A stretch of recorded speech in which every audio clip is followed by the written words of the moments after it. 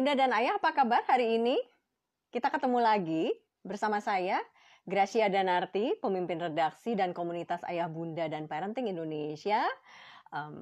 Saya ingin memastikan Anda semua sehat-sehat semua hari ini ya.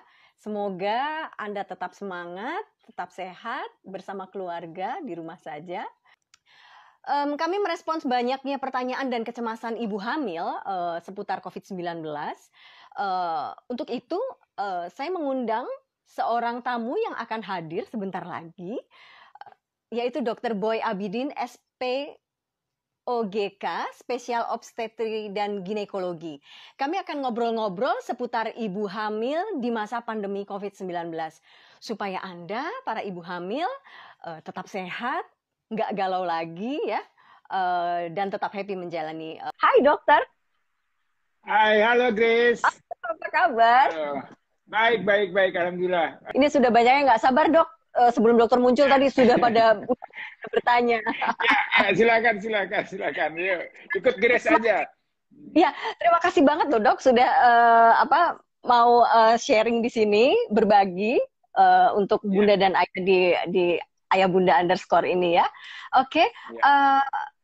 Gini dok, di masa pandemi ini kan ibu hamil itu harus tetap sehat ya dok ya. Sementara kondisi, ya betul, kondisi itu mengharuskan kita juga lebih banyak di rumah.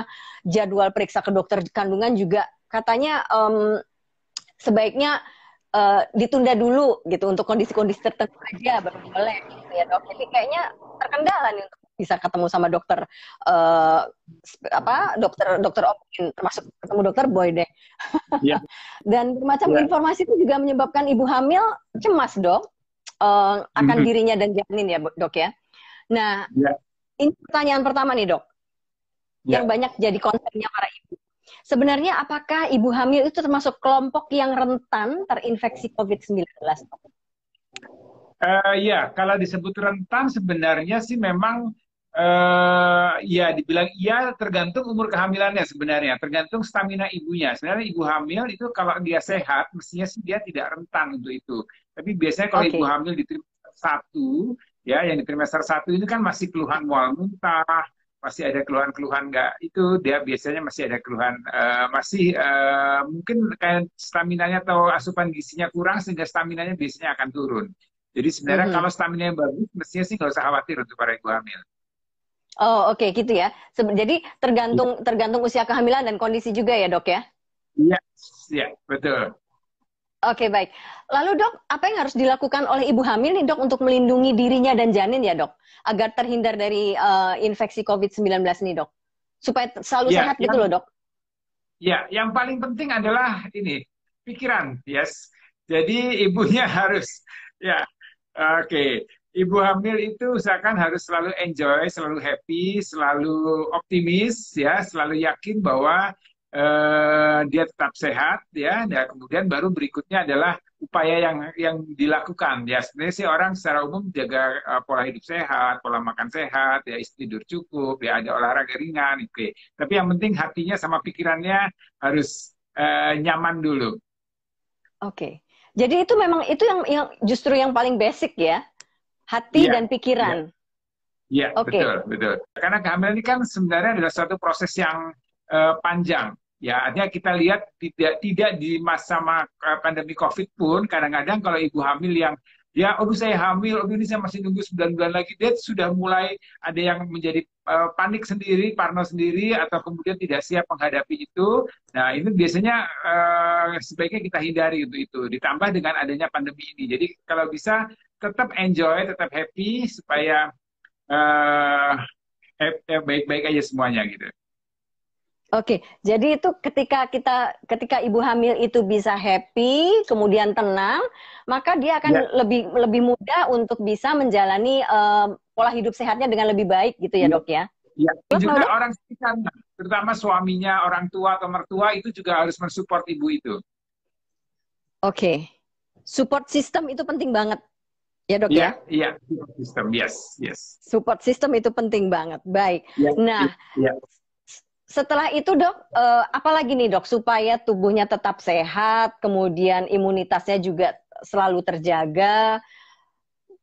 kehamilannya juga, pertumbuhan bayinya juga, janinnya juga baik. Ya, jadi ini kalau menurut saya, karena ini kan sekarang sudah masuk ke masa kita di rumah saja.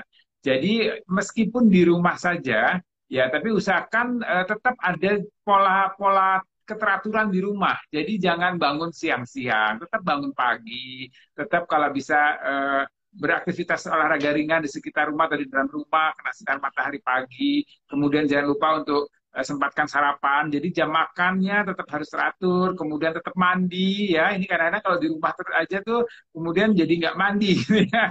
Iya.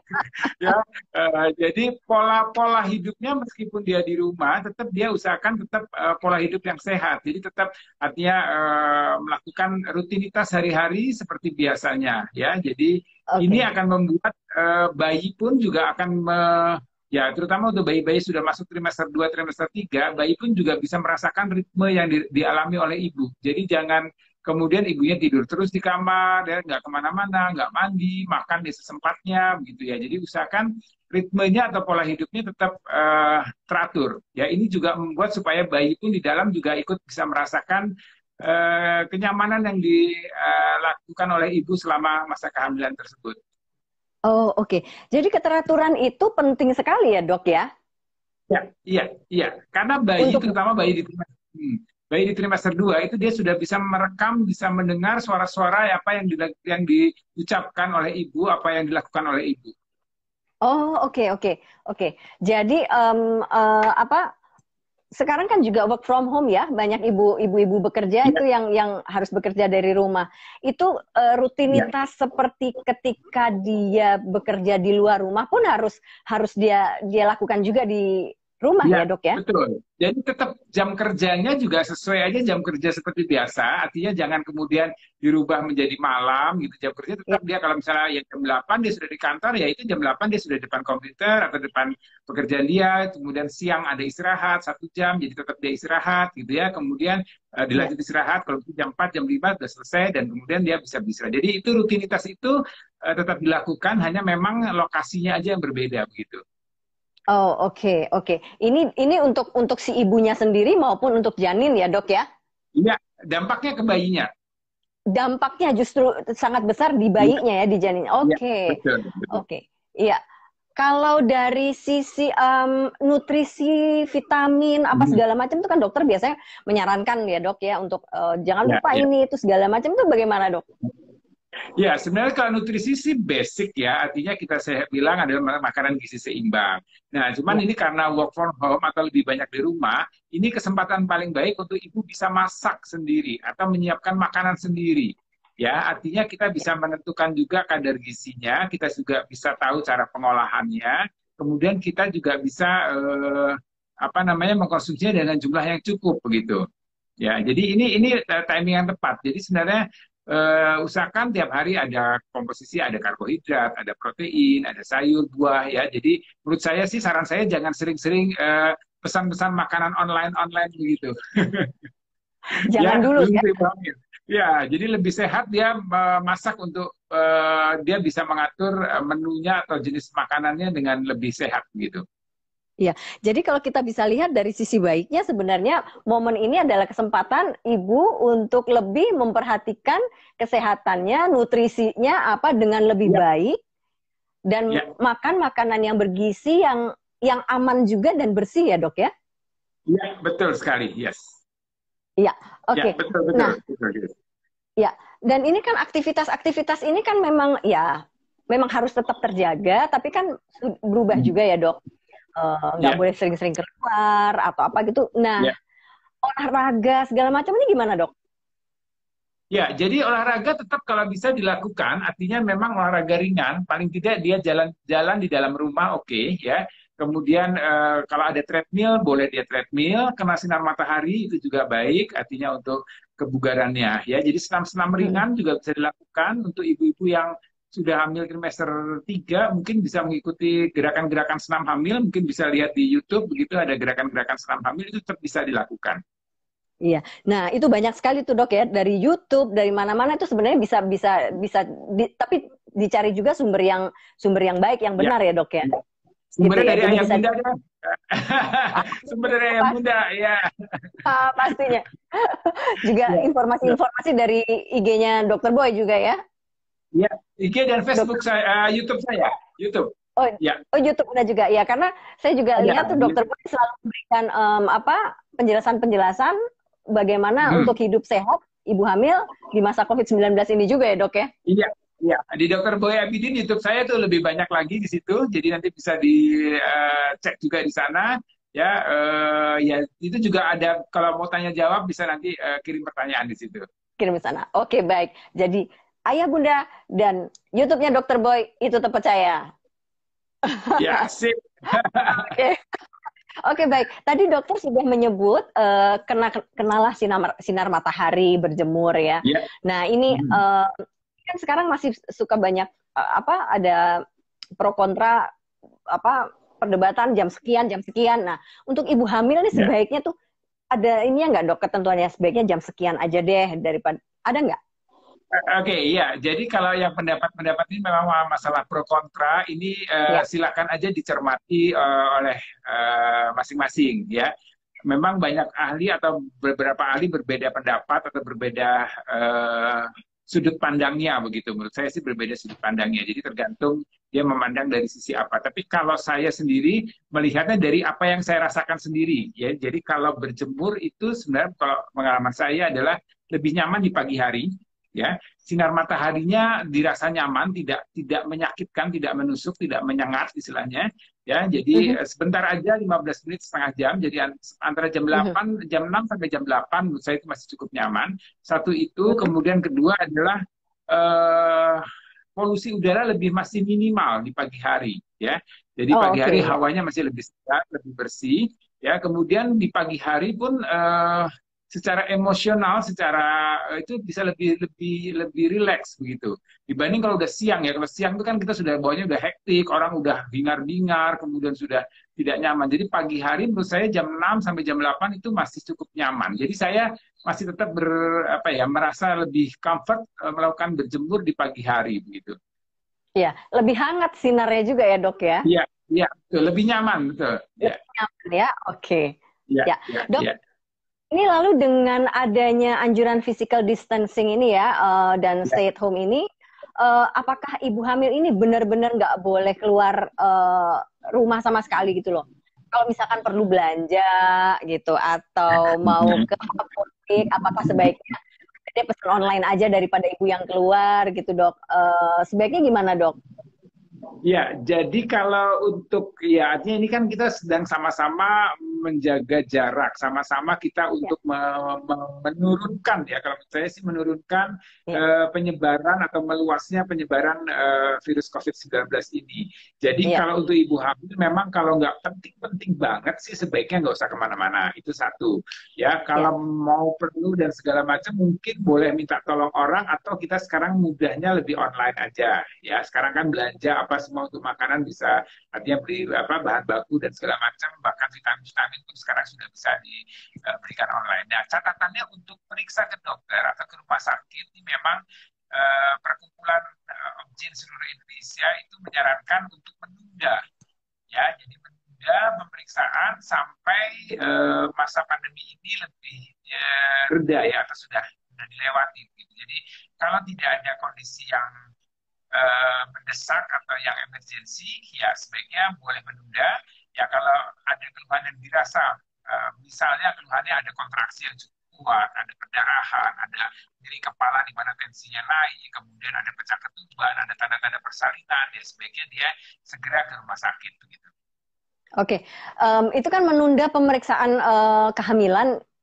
Itu kalau Iya. misalkan ke klinik dokternya gitu pun sebaiknya tidak ya dok ya? Kalau rumah sakit kan memang Ya, sekarang kan semua, atau ke rumah ya, ya ke untuk Jakarta kan kita sekarang kasusnya memang ya boleh dikatakan semua orang ODP, ya kalau di Jakarta, ya. Jadi apa namanya, ya kalau tidak sangat penting sekali mungkin ditunda dulu. Jadi nanti kita lihat, biasanya kalau di rumah sakit tempat saya bertugas itu per 2 minggu kita evaluasi, kita lihat oh oke bagaimana dari gugus tugas COVID-19 ini, apakah trennya sudah mulai turun? Kalau masih terus naik, kita akan masih membatasi untuk pelayanan di poliklinik, begitu. Oh, oke. Tapi bagaimana untuk saran Dokter Boy ini, bagaimana supaya Ya, ibu-ibu ini bisa bisa apa yakin bahwa pertumbuhan janinnya sehat, dia sendiri oke. baik. Kalau Ya, ini kan ya, harus rutin ya, paling nggak sebulan sekali ya dok ya, ya harusnya ya kalau periksa ya, ya, ke dokter ya. ya. Nah ini Jadi bagaimana paling gitu? nggak pertama biasanya kita akan lihat, jadi kalau ibu pada trimester 2 lah, kita bilang trimester 2, trimester 3 yang dimana dia sudah merasakan gerakan bayi. Jadi kalau ibu merasakan gerakan bayinya masih cukup aktif, ya, jadi ada gerakan kita hitung kurang lebih dalam 12 jam dari pagi ke sore itu ada 10 gerakan, itu kita anggap itu aktif atau normal gerakan bayinya. Kemudian berat badan ibu juga bertambah, ya, jadi kurang lebih pada trimester 2 itu sekitar 1 bulan itu kurang lebih 2 kilo. Jadi kalau per 2 minggu mungkin sekitar 1 kilo lah ada penambahan berat badan. Itu juga salah satu yang bisa kita jadi patokan. Kemudian tidak ada keluhan-keluhan lain, ya artinya tidak ada nyeri kepala. Kalau memang ada nyeri kepala coba diukur tekanan darahnya. Kalau tekanan darahnya normal, jadi bisa deteksi di rumah. Kalau itu normal, is oke, berarti tidak ada masalah. Tapi kalau gerakan bayinya berkurang, kemudian ibunya ada mual muntah hebat, nggak ada penambahan berat badan, mungkin ada nyeri kepala disertai dengan tekanan darah tinggi, mungkin itu harus segera diperiksa. Gitu. Oke, dok. Tapi kan nggak semua semua ibu punya alat pengukur tensi, misalkan ya dok ya, Ya, atau ya, nah seperti itu. Nah itu gimana dok untuk apa memastikan bahwa dia kondisinya sebenarnya baik-baik saja, atau ya, ternyata udah saatnya untuk ke dokter gitu. ya. Jadi salah satunya adalah biasanya kalau kalau ya ini kita ambil secara awam saja, berarti feeling, bermain feeling. Jadi kadang-kadang ibu Oke. hamil itu feelingnya jauh lebih lebih kuat ya. Jadi kalau dia ada nyeri kepala, tapi dia merasa ini nyeri kepalanya beda. Saya bukan pusing biasa nih dok, karena gitu. Biasanya kalau kita lakukan, kita periksa, berarti kita harus curiga adanya preeklampsia atau kelihatan ini kok badan saya ini bengkak-bengkak semua gitu ya. Nah, biasanya feeling ibu itu bisa kita pakai untuk saat ini untuk apa namanya salah satu deteksi dini lah, karena tubuh kita atau tubuh ibu hamil biasanya cukup sensitif untuk memberikan informasi apa yang terjadi di dalam tubuhnya ataupun dalam janinnya gitu. Oke, jadi lebih aware atau lebih sensitif dengan Ya, apa yang terjadi dengan dirinya, ya. ya dok Jadi ya. mengikuti Oke, bahasa tubuhnya, nah, bahasa mengikuti. tubuhnya. Jadi Oke, baik. komunikasi antara ibu dengan bayinya, yes. Oke, aduh, ini menyenangkan sekali nih, apa obrolan seperti ini. Lalu jika dia, Ya, iya, karena jadi lebih lebih ke dalam dan sebenarnya ini memang benar-benar momen yang baik sebenarnya lebih ke dalam komunikasi dengan bayi juga lebih baik ya iya, dok ya. iya, iya, iya, setuju, setuju. Jadi Iya ini ada kita hikmahnya juga. Jadi kondisi ini ada hikmahnya. Jadi seorang ibu hamil tidak semua tergantung dengan pemeriksaan dokter atau pemeriksaan bidan, tapi dia juga lebih menikmati proses kehamilannya itu. iya iya biasanya soalnya gini dok, udah apa ya ketemu dokternya aja udah sembuh tuh kan ada yang begitu tuh Ya, dok. Kita bukan ya, apa ya, jadi kayak makanya dikit-dikit tuh maunya ketemu dokter tapi sebenarnya ya, ya, kalau kalau memang tidak perlu-perlu amat tuh sebenarnya kita bisa mencoba untuk melihat lebih ke diri kita sendiri bahasa tubuh dia ya, dokter bilang ya ya, ya, ya, bahasa tubuh ya, berkomunikasi. betul, betul. Ya, Iya. betul sekali. Oke, nah kalau dia sudah mencurigai sesuatu, apakah jadi Hmm. memang sebaiknya dia mempunyai komunikasi yang baik juga dengan dokternya ya dok ya, maksudnya Iya, iya, menyimpan nomor iya. kontaknya gitu ya dok ya? Iya, iya, iya, iya. Jadi kalau enggak paling sebelum ke rumah sakit, saran saya memang hubungi dulu klinik atau dokternya. Jadi hubungi, kemudian ceritakan dulu apa yang dirasakan. Nah, nanti dari situ biasanya kita akan menilai atau secara laporan yang disampaikan atau informasi yang disampaikan, kita menilai apakah ini masih bisa ditunda ataukah memang harus segera. Jadi kalau memang harus segera, ya berarti kita minta untuk segera begitu. Oke, nah yang kondisi yang harus segera itu apa saja tadi dok? Mual apa muntah-muntah parah Iya, tadi ya atau mual apa lagi muntah dok? hebat, ya. Muntah Kemudian hebat. gerakan bayi yang berkurang, ya. Gerakan bayi yang berkurang. Kemudian ada perdarahan dari jalan lahir. Kemudian adanya keluar cairan dari jalan lahir. Kemudian ada kontraksi yang cukup kuat. Adanya nyeri kepala yang cukup hebat. Itu juga salah satu tanda kita sebut sebagai emergensi atau gawat darurat kebidanan. Oh, oke. Jadi itu yang perlu diperhatikan sekali ya, kondisi-kondisi itu Ya, ya, barulah Anda kontak dokter atau ke klinik ya, untuk ya, segera ya. Nah, ya, em, betul. ini kalau bicara mengenai klinik dan rumah sakit, apakah Ya. semua klinik dan rumah sakit sudah siap, Dok, untuk menjaga? Ya, sebenarnya oleh Dinas Kesehatan, oleh Departemen Kesehatan ini semua sudah disarankan untuk melakukan apa ya, triase. Jadi kita semua klinik atau semua rumah sakit itu kan semua harus siap dengan apa namanya, pelayanan untuk pandemi COVID-19 ini ya. Jadi salah satunya adalah kalau di tempat saya bekerja itu kita punya triase. Jadi artinya orang-orang yang masuk ke rumah sakit selalu kita screening, ya, selalu kita screening. Mulai screening paling simpel dengan pengukuran suhu itu ya, diukur suhunya. Kemudian ada anamnesa, jadi ada pertanyaan-pertanyaan yang harus diisi, ya, harus dijawab. Kemudian kalau itu biasanya untuk yang lebih spesifik lagi kita screening sekarang bisa dengan pemeriksaan laboratorium darah, ya, kalau perlu dengan rapid test atau bisa juga dengan pemeriksaan ronsen foto. Jadi itu salah satu bentuk screening yang memang kita kerjakan karena tidak semua orang bergejala itu apa namanya, virus corona itu tidak langsung menimbulkan gejala. Jadi ada yang kita sebut sebagai carrier atau pembawa begitu. Nah ini yang kita deteksi sejauh mungkin supaya dia tidak menularkan pada orang-orang di sekitar atau di area rumah sakit begitu. Oke, tapi ini sebenarnya sudah prosedur seperti ini sudah dijalani oleh banyak klinik dan rumah sakit atau memang Ya, sudah harus, ya, Dok? ya, saya yakin sih sudah dijalankan. Bahkan ada beberapa rumah sakit yang sekarang untuk proses persalinan itu keluarga tidak boleh masuk, ya, screening juga. Jadi ini sebenarnya lebih lebih ketat sekarang, gitu. Oke, tapi ibu hamil kalau harus melahirkan nggak sendirian juga dong? Suaminya boleh atau harus sendiri dulu? Boleh kalau itu, tapi diperiksa juga suaminya. Ya, Diperiksa karena kita juga, tidak tapi tahu. Ya, untuk jam besuk itu sekarang ditiadakan jam besuk, jadi tidak ada jam besuk, jadi hanya ya keluarga suami mungkin ikut masuk, tapi dia harus di screening, tapi tidak ada jam besuk lagi. oke, tapi ini sebenarnya adalah ini ada baiknya juga ya dok ya. Jadi momen pertama hari-hari pertama itu kan sebenarnya ibu itu lebih baik dengan bayinya dulu ya dok ya. Iya, iya, betul sekali, betul Benar sekali. nggak? Ya, ya, Jadi ya, ya. Dengan bayinya, dengan adanya jam suaminya, besok, dengan ayahnya, ya, dengan betul. bapaknya, itu ya, dengan itunya suaminya, Iya. yes.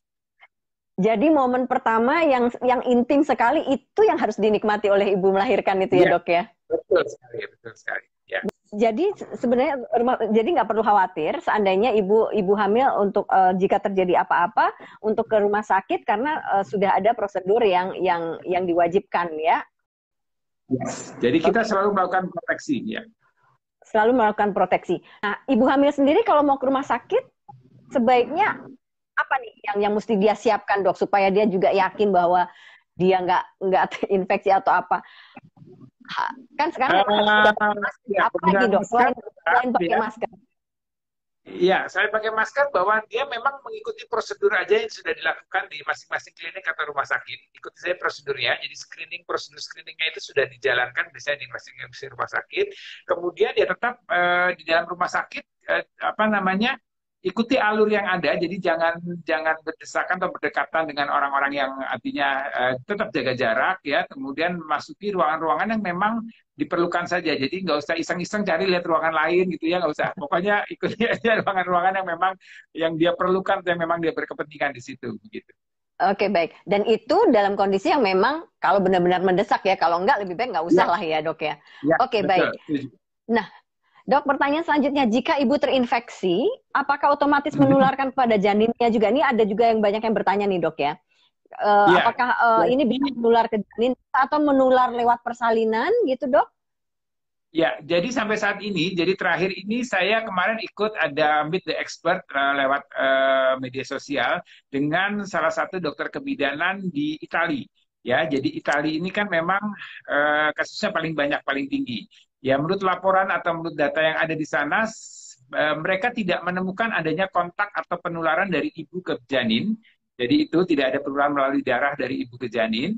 Kemudian tidak ada penularan melalui ASI, ya, melalui itu. Jadi ASI-nya tetap bisa diberikan, walaupun cara pemberiannya tidak langsung, mungkin dipompa, kemudian diberikan kepada ibunya. Ini untuk pasien-pasien yang memang positif ya, yang ibunya positif, kemudian dia melahirkan. Itu tidak ada kontak. Kemudian tidak ada peningkatan kasus prematuritas, tidak ada peningkatan kasus terjadinya keguguran. Jadi ini berdasarkan data yang kemarin disampaikan oleh sejawat kebidanan atau objin dari Italia. Ya, tapi ini memang akan terus berkembang, artinya masih terus ditampung data-data selanjutnya. Jadi sampai saat ini ibu hamil tidak virus itu tidak menular secara vertikal ke janinnya.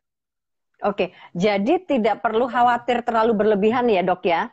Ya, betul, ya setuju. Ya, jadi tetap kita waspada, tetap ini, tapi nggak usah panik. Oke, waspada perlu, nggak boleh panik, itu aja ya dok ya? Ya. Oke, kalau gitu berarti masih boleh IMD dok? Inisiasi menyusui dini kalau ibunya negatif, jadi dari screeningnya negatif, itu dilanjutkan seperti biasa. Ya, tapi kalau untuk yang ibunya positif, ya proteksinya tadi biasanya ibunya harus pakai masker atau kalau enggak bayinya dipisahkan. Memang untuk yang ibunya positif itu kita tidak kontakkan langsung karena sebenarnya penularan bukan karena ASI-nya tapi karena ada droplet dari ibunya. Oke, Ya, jadi screeningnya dipastikan dulu apakah dia negatif atau dia curiga ke arah COVID. Kalau dia negatif, lanjut untuk persalinan atau untuk proses IMD gitu. IMD-nya ya. Jadi atau bisa IMD bisa dilakukan dengan ayahnya atau gimana dok? Untuk di enggak, tetap artinya kalau dia positif dia tetap harus dipisahkan. Jadi nanti ada ruangan-ruangan isolasi. Jadi itu ada ruang isolasinya, ya. Oh, oke, gitu ya. Jadi sudah ada prosedur yang memang harus dilakukan ya. Kalau ibunya positif, kalau negatif, jalan aja terus IMD-nya ya. Ini jadi screeningnya itu yang kita kerjakan, yes. Oke, baik. Lalu dok, nih ada pertanyaan lagi. Jika dalam keluarga ada yang positif COVID-19 nih dok, ini ibu kan pasti khawatir juga dan harus menjaga juga. Nah ini gimana dok? Kalau di dalam keluarga? Jadi kalau dalam keluarga yang pasti yang positif kan dia tidak di rumah, artinya dia harus diisolasi ya. Diisolasi itu apakah memang diisolasinya di rumah sakit atau beberapa ada kondisinya memang setelah dari rumah sakit dia karena isolasinya masanya 2 minggu itu biasanya boleh diisolasi di tempat lain atau dipisahkan. Memang betul-betul harus dipisahkan. Jadi memang tidak ada kontak langsung begitu ya. Jadi kalau toh dalam rumah itu harus kamar tersendiri begitu. Oke. Jadi itu ya jawaban dari Dokter Boy. Nah, kalau kalau ibu baru tes pack nih dok, ternyata positif. Ya, ternyata positif nih. Nah, kan biasanya langsung ke dokter tuh untuk memastikan nih dok, bener nggak gitu kan? Kadang tuh suka nggak yakin kalau nggak dokter yang bilang. Kalau nggak dokter USG itu nggak yakin gitu, dan itu memang perlu untuk. Nah, ini gimana dok untuk memastikan itu dan kontrol pertama kali? Ya, jadi sebenarnya untuk kontrol pertama kali dari tes pack positif kita masih boleh atau masih bisa menunda sampai 2 minggu atau sebulan ke depan. Jadi yakin aja bahwa kehamilannya baik ya, kemudian lakukan prosedur untuk persiapan atau kondisi hamil ya, artinya pola makannya, pola tidurnya, vitaminnya apa semua seperti kondisi hamil ya. Jadi untuk memastikannya tidak harus buru-buru ya, boleh kita lihat 2 minggu sampai sebulan ke depan. Mudah-mudahan sih ya semakin reda, jadi sudah lebih nyaman kita untuk keluar rumah begitu. Ya, dan tadi yang seperti yang dokter bilang pertama kali, yang penting pikirannya, hatinya dibikin happy ya dok ya, dibikin enjoy ya. Itu paling penting ya dok. Oke, dok, kita respons dari kita respon pertanyaan-pertanyaan ya dok ya. Coba nih. Ya silakan. Ya ini kelihatannya banyak nih yang banyak pasti. Ya, silakan, banyak Chris. nih, banyak. Sebentar ya dok. Sebentar nih kita oke. Yang berkaitan sama kita cari yang berkaitan sama COVID dulu kali ya. Ya, gitu. Silakan Chris. Ya.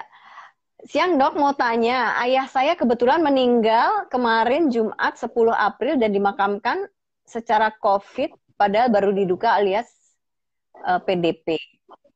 Ya, hasil swab belum keluar, apakah saya tidak boleh berinteraksi dengan ibu saya? Nih. iya. Ibunya sudah diperiksa belum? Jadi kalau memang belum keluar hasilnya, kita Ya, anggap atau kita harus memang sedikit over diagnostik. Ya, over diagnostik ya, itu artinya kita berasumsi bahwa ini positif begitu, ya, supaya kita ya. lebih aman aja daripada kita berpikir ini aman atau negatif, kemudian ternyata hasilnya menjadi positif, ini akan merugikan buat kita. Jadi over diagnostik, saya rasa tidak ada ruginya untuk over diagnostik begitu, untuk Oh, kondisi oke ini. ya. Jadi tidak ada ruginya untuk Iya, overdiagnostik ya. iya, Oke. iya, lebih Ini melindungi aja. untuk melindungi. Baik. Ini ada satu lagi pertanyaan. Di Jakarta sudah adakah kasus ibu positif melahirkan? Positif melahirkan, saya belum menerima atau belum membaca laporannya secara belum Ya. ada laporannya. Artinya sampai saat ini tidak ada laporan. Hanya ada beberapa saya lihat di berita, bukan berita ya, forwardan atau ini postingan orang dari WA grup dan segala macam, tapi tidak bisa terkonfirmasi secara pasti begitu. Tapi di luar Jakarta juga belum ya, Dok? Belum, belum. Jadi sampai saat ini belum ada, saya baca artinya dari sumber-sumber yang resmi ya, artinya tidak ada atau belum ada laporan itu. Tapi memang yang dicurigai, yang apa namanya, ada PDP itu memang ada beberapa. Tapi untuk yang sudah positif, yang ini masih masih belum ada laporan yang saya baca sampai minggu kemarin ya. Oke, sampai minggu kemarin belum ada ya. Oke. Ya, Nah, kalau apa? Kalau begitu ya, kalau misalkan gini, kalau misalkan dicurigai atau ibu positif, itu sebaiknya melahirkan melalui pervaginam atau operasi sesar ya, Dok ya? ya, tidak ada perbedaan vaginam atau operasi sesar, jadi tergantung indikasi medisnya tetap. Tapi memang ruangannya itu kita harus siapkan, ya. Jadi ruangannya biasanya ruangan isolasi. Jadi ruangannya memang ruangan persalinan khusus, kamar operasi khusus. Kemudian kita kalau memang curiga ke arah itu, kita menggunakan APD lengkap. Jadi level 3 biasanya, APD-nya sudah APD lengkap untuk tenaga medisnya. Oke, tapi untuk sesar ataupun normal tergantung Nggak ada kondisi ya, bedanya. Ya, nggak ada tergantung bedanya ya. kondisi medis. Itu tergantung Nggak ada kondisi bedanya. ya. Kalau memang Ya, bisa melahirkan secara normal, kenapa tidak normal? Itu ya, juga iya, iya, bisa ya. betul. Ya, Oke, cuman ruangannya baik. memang khusus. Ruangannya dan Ru- APD-nya khusus. ruangannya khusus, APD-nya khusus. Oke, ya. Ya, ya, Baik. Kita ada pertanyaan lagi, Dok. ya. Untuk menghindari minum obat batuk, bolehkah ibu Hmm. hamil minum rebusan air daun sirih untuk meredakan batuk? Nah, ini kan juga lagi musim nih, Dok. Banyak-banyak minum herbal apa Iya, sekarang iya, ya, iya, gitu loh. iya, iya. Ini gimana, Dok? Jadi sebenarnya sih silakan-silakan aja mengkonsumsi obat-obatan atau herbal-herbal yang memang dianggap atau dirasa cukup nyaman untuk meredakan batuk. Jadi, tapi nanti dilihat bagaimana kelanjutan batuk tersebut. Jadi kalau batuknya kita biasanya evaluasi 2-3 hari. Kalau 2-3 hari itu batuknya tidak mereda, kemudian disertai dengan ada sesak, disertai ada demam dan segala macam, mungkin jangan dilanjutkan, segera periksa. Segera periksa ya. Lapor ke dokter ya. Ya, iya, betul. Ya. Nah, ini juga nih ada lagi pertanyaan mirip nih. Ibu hamil bolehkah minum empon-empon pencegah corona? Itu loh, Dok, yang campuran temulawak, pas segala Iya, macam. iya, iya, iya. Oke, itu sebenarnya gini, bukan bukan pencegah corona, itu sebenarnya untuk meningkatkan daya tahan tubuh, ya. Jadi artinya daya Ya. tubuhnya baik, maka kita harapkan tidak hanya coronanya, jadi semua kuman, bakteri itu semua akan bisa tidak masuk ke dalam tubuh kita. Jadi sebenarnya untuk meningkatkan stamina apapun silahkan dilakukan. Ya, Nggak selama apa-apa itu jadi ya, memang Dok ya? ya nggak apa-apa. Selama itu memang sehat dan dirasa nyaman begitu. Oke. Jadi nggak apa-apa ya selama dirasa nyaman. Kemudian ini, apakah bumil dengan hiperemesis gravidarum dibolehkan Ya, dirawat dalam pandemi corona ini? Saya mengalami ya. HG ini, Dok. Aduh, nih. Ya, Gimana kalau nih, Dok? sudah masuk ke hiperemesis, pengertiannya sudah tidak bisa masuk lagi cairan atau makanan melalui oral atau melalui mulut. Berarti dia harus dipasang infus. Jadi pemasangan infus, pengontrolan cairan dan segala macam itu memang harus di rumah sakit. Jadi ya itu kondisi yang kita sebut masuk dalam darurat ya, jadi gawat darurat. Gawat Jadi darurat ya? memang tetap dikelola di rumah sakit untuk pemantauannya. Oke, baik. Ibu ini mengalami HG ini, Dok. Jadi mungkin sebaiknya Iya, lapor ke iya, dokter ya untuk kemudian iya, apa? Ya. Karena kalau apa keterusan ini efeknya apa, Dok? Kalau misalkan dia Ya, kalau hiperemesis gravidarum terus pasti dia kan lemas, ya kekurangan cairan, ya artinya membahayakan untuk ibu dan membahayakan untuk bayinya juga begitu. Ya, jadi biasanya itu harus segera diatasi, harus segera dikelola. Jadi perawatan biasanya nggak lama, 2 hari 3 hari, kalau sudah baik sudah bisa pulang. Iya, dan nggak usah khawatir, rumah sakit juga pasti akan melindungi Anda Anda Ya. dari infeksi itu ya. Ya, setuju. Jadi sudah dipisah-pisahkan itu sudah. Oke, nah ini ada pertanyaan seputar puasa Ramadan nih, Dok. Kemarin saya baca juga di Instagram Ayah Bunda juga ada yang bertanya ini. Kemudian di sini juga ada yang bertanya nih, Dok. Mau tanya, Dok, usia kandungan 22-23 minggu boleh ikut puasa Ramadan? Harus konsultasi dengan dokter bayi kita atau langsung puasa saja sekuatnya kita nanti. Nah, ini gimana, Dok? Ya, jadi ini catatan untuk yang ya, jadi catatan untuk yang akan berpuasa. Jadi sekali lagi berpuasa, sepengetahuan saya adalah tidak atau wajib untuk yang mampu. Artinya kalau dia tidak mampu, tidak kuat, oke, dia ada kemudahan untuk tidak berpuasa. Satu itu. Kemudian kalau untuk kehamilan 22 minggu dia mau berpuasa, silahkan saja.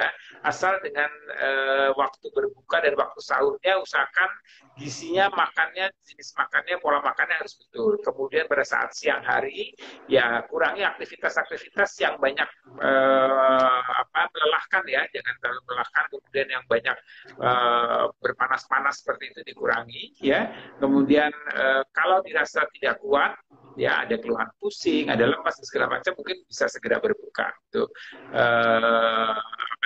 menyelamatkan ibunya begitu. Ya, jadi ini sekali lagi memang untuk periksa ya sebaiknya diperiksa dulu ke dokter untuk dipastikan apakah ibu aman untuk melakukan. Cuman kalau kondisi saat ini kan ini kita memang masih menunda, jadi kondisinya memang dilihat aja bagaimana ibunya secara physically, secara mentally siap nggak untuk berpuasa begitu.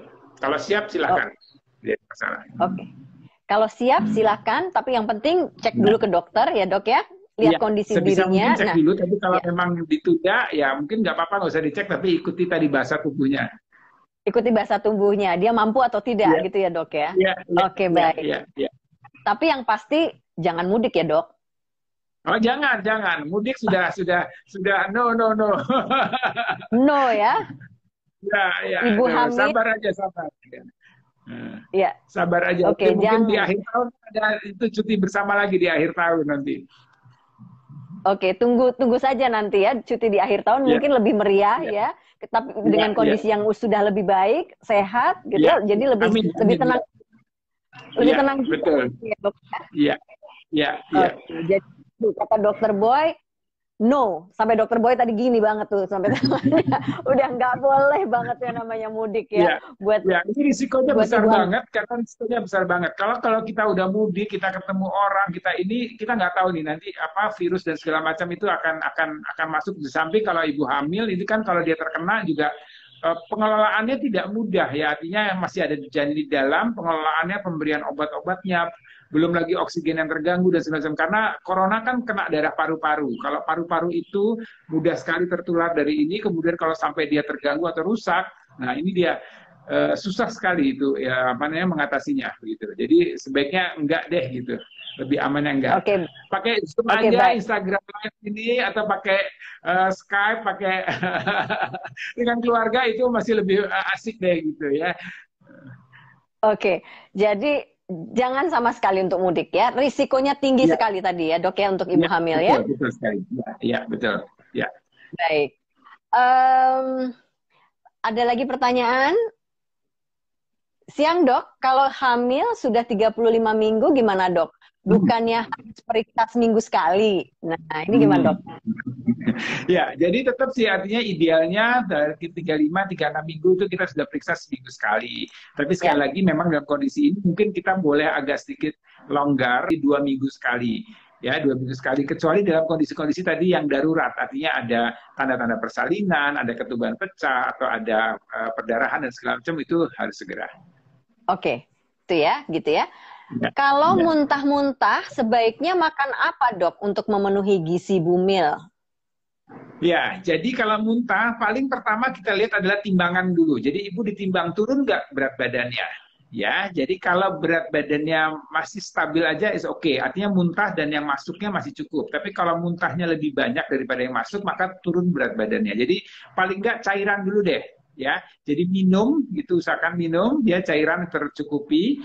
Kalau bisa minum manis boleh, ya. Mungkin susu ditunda dulu, bisa agak lebih mual. Mungkin minum jus, minum yang ada manis-manisnya boleh, ya. Ada cairan atau makan buah-buahan yang memang banyak airnya yang dirasa manis juga itu boleh untuk mengurangi meredakan mual muntahnya. Tapi intinya harus ada cairan, harus ada usahakan ada makanan yang masuk. Jangan sama sekali nggak masuk makanan atau cairan begitu. Gitu ya. Tetap diusahakan ya, Dok ya. Iya, tetap diusahakan. Ya. Oke. Ini ada yang bertanya, Dok, bolehkah kalau berhubungan suami istri saat hamil? Nah, kemudian ada juga yang bertanya tadi di bawah, apakah corona bisa menular melalui hubungan suami istri juga? Gimana, Dok?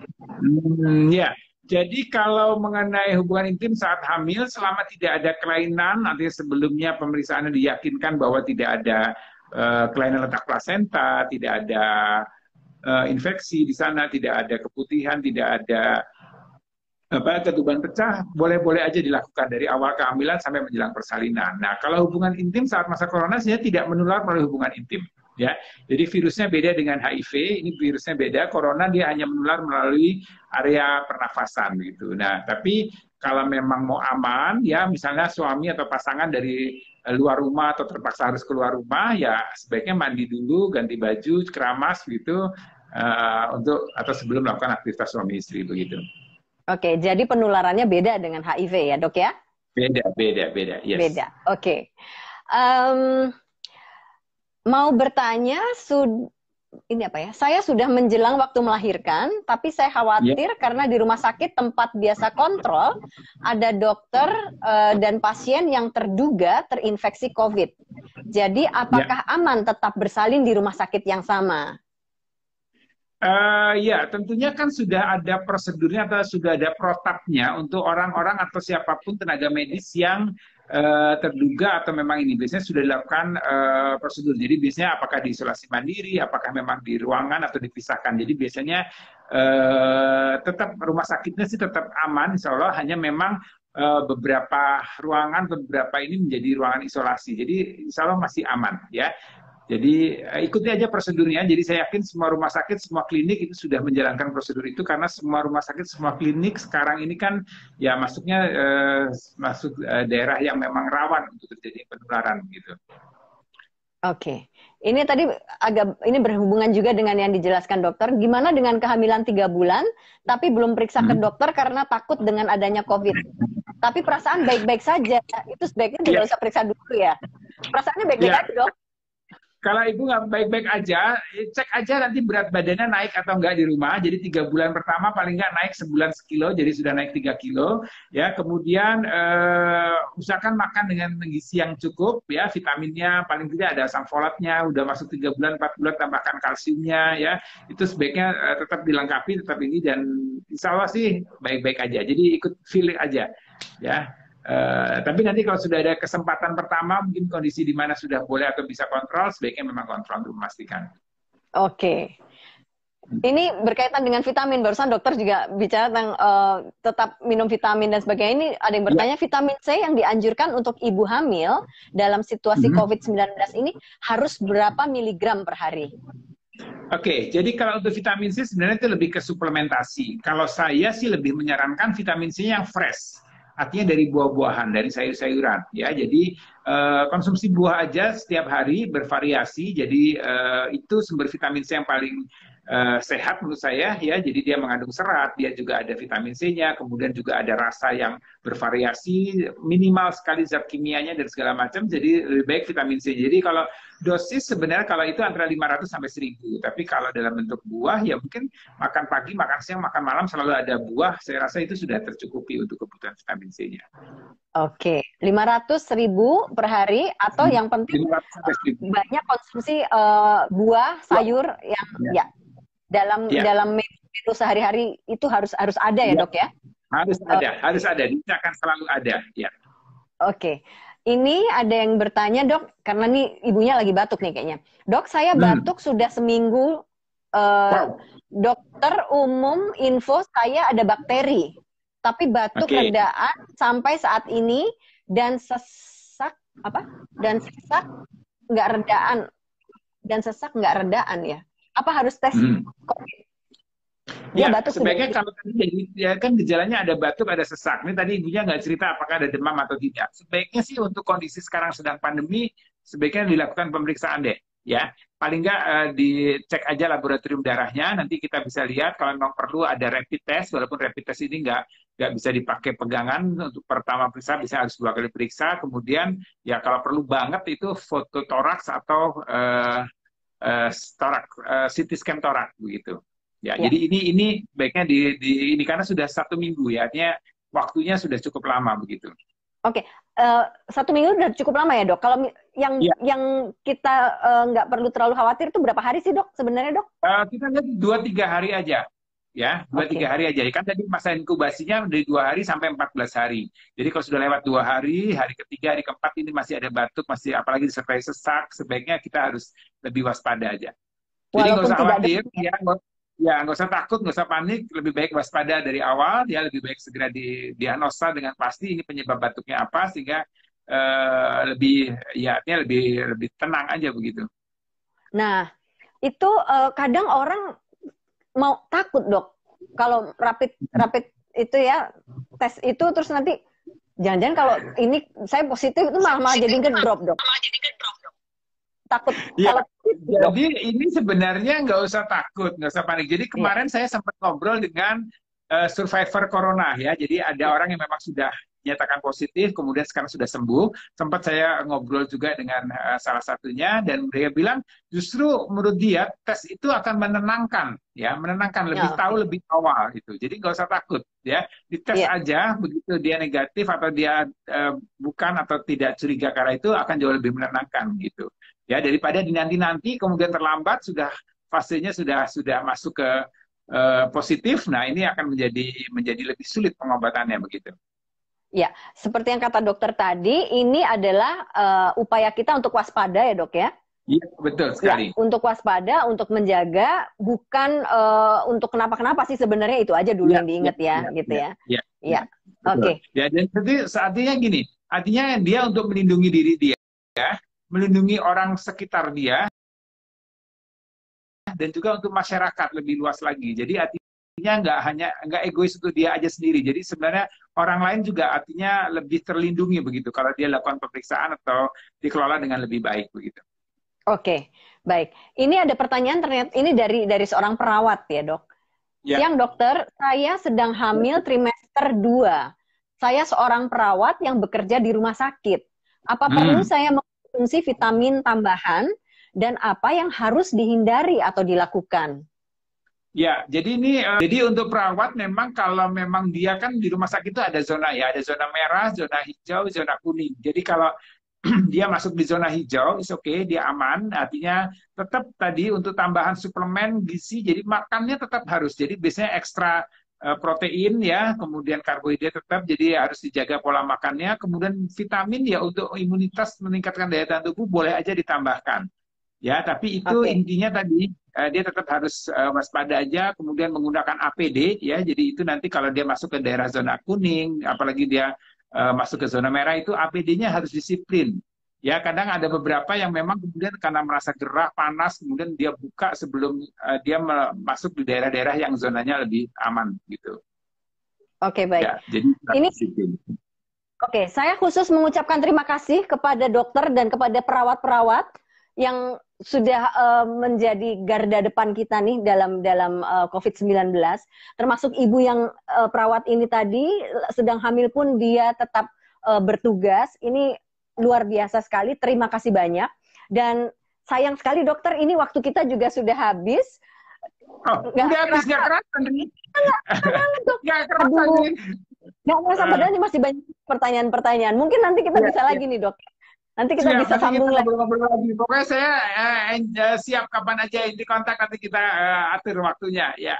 Sip, dokter. Terima kasih. Nanti kita bisa ngobrol-ngobrol lagi. Terima kasih banyak, Dokter Boy Abidin SPOGK yang sudah bergabung dengan Ayah Bunda di Instagram Live pada hari ini. Terima kasih banyak, Dokter Boy. Thank you banget untuk pesan-pesannya, untuk saran-sarannya. Sampai jumpa lagi. Tetap sehat ya, Dok.